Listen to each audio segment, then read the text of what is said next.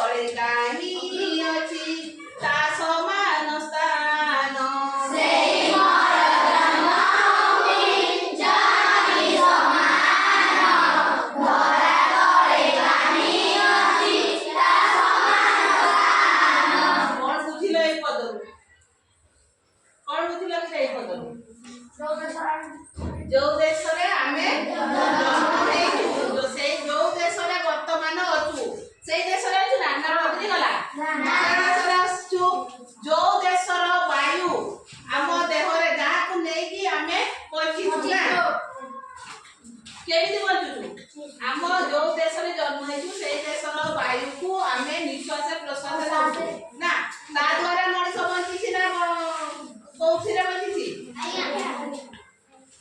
तो सेई देशर जो देश रे आमे जन्म ग्रहण करिछु सेई देशर वायु को आमे निश्वास प्रश्वास लेउछु।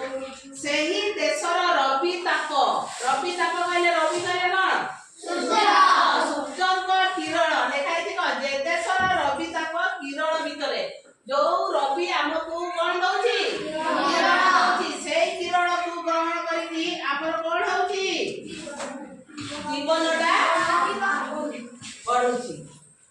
बंद कर देता।